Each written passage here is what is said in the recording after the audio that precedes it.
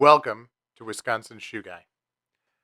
Here we do unboxing videos, we discuss general shoe knowledge, we do worth the price videos as shoe reviews, and we will do shoe battles, comparing shoe to shoe so that you can understand the differences. I also speak to experts in the field.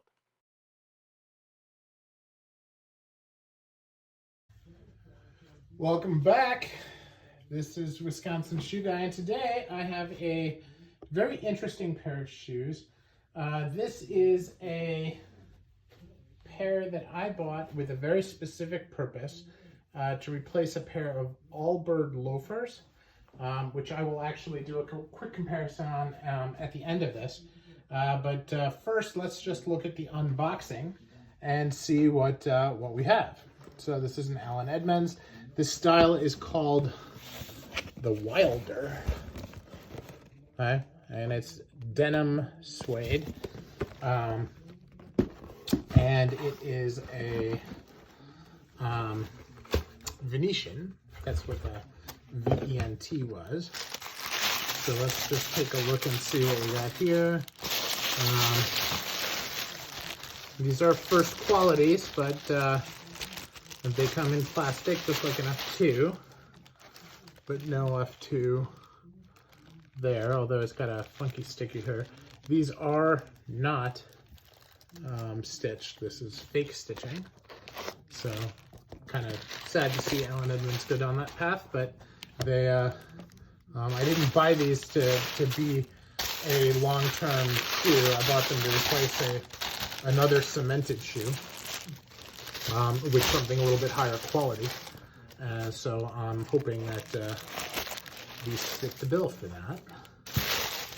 So what I'll do is I'll walk through after I've done the unboxing. The box, by the way, is a cheap box, but it is black like the other ones, but it's kind of like the natural color Allen Edmonds box versus a high quality one. But let's take a look here. So this is a nice stitching. They have, it looks like a Norwegian welt, but it's not. It says that they're cemented, so I'm just taking it at face value. Kind of like a sneaker, and they have a really thin insole on it. Like they call it an ortho light. Okay, so it's an orthotic, but it's very thin. They say that, you know, it's, if you look on the inside here, there's some strings there, but it has a leather insole, so I'd have to take the tape off to be able to do this. But they say in the instructions that if you know you have a wide foot, you can take the insole out for comfort. And if you look on the inside here, that certainly looks like it's a Blake stitching. So that's actually stitching on the sole, which is odd because it says that it's cemented, but it doesn't look like it when this stitching is actually through there. So that's a very interesting thought. Looks like they did some nails into the sole to make it look like it's nailed. But again, I think that that's fake, but after seeing the inside of that shoe, I can't tell you whether it is, because I am flabbergasted that I see McKay stitching into a sole on a shoe that's supposed to be cemented. So I don't know. But depending on how I wear them, I either wear them without the insole or with.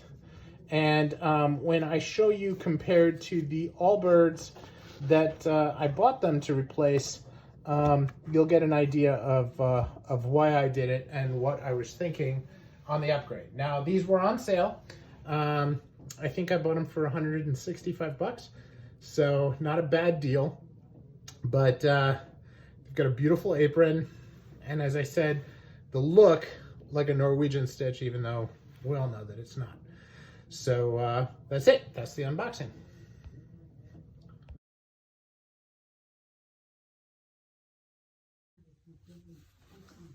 So you can't wear dress shoes all the time. And while I'm not a loafer guy, I have a pair of loafers that has really worked out well for me. And that's these. These are all bird wool loafers, and I don't know what else you call them. You can tell I'm a size 11 in these, and my toe like literally hangs over the edge right here. And I wear these a lot, right? 99% of the time I'm walking on these. I did an unboxing of the time I replaced them with the runners, which are here.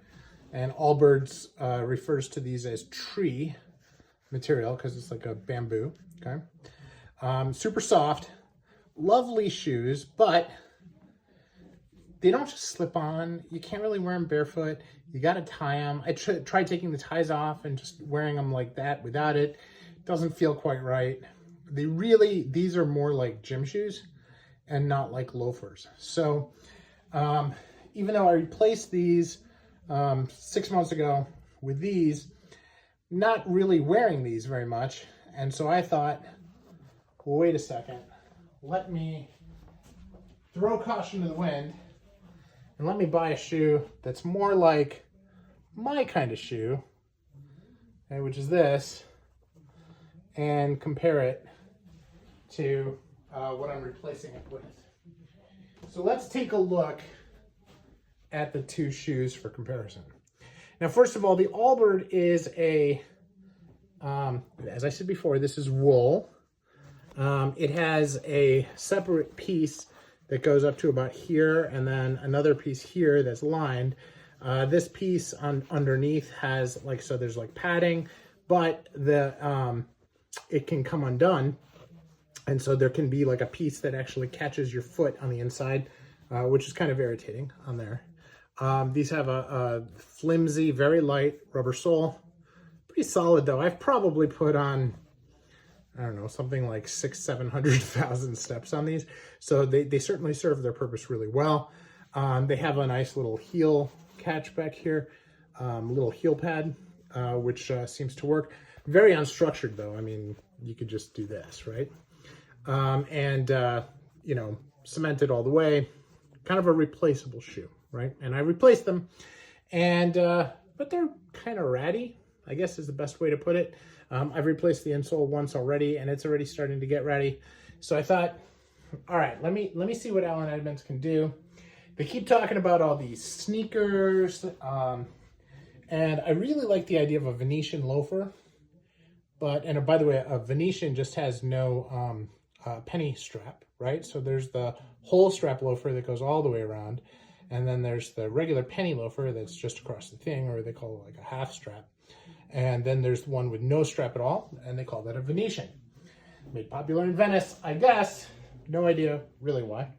In the unboxing, I showed that there's stitching on here.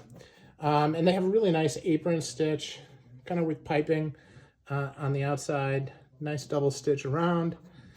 This does have a structured heel, so it's relatively firm. Has a suede inside of the heel. Okay? Now this is actually made out of kudu suede, which is very, very luxurious. Very nice. One of my favorite suedes. And soft. This is supposed to be a barefoot shoe, so which will fit the bill perfectly. The only issue is going to be how it fits. I'm going to venture a guess that it's going to fit just fine, because you can see how similar the sizes are here, especially if we push this down a little bit, because, you know, this has a little bit more of a toe pop than the other one.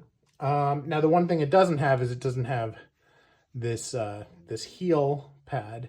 Now, you can buy a heel pad to put in, but I generally don't like to do that.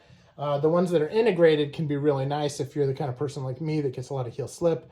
Obviously, the structured heel on this will do well, and I'll just use a shoehorn to wear these, and it'll be just fine. So that is my thinking on these shoes. Now, you know, it's always a little bit of a risk, but trying new ones for a specific purpose like this, but that's kind of where I'm at.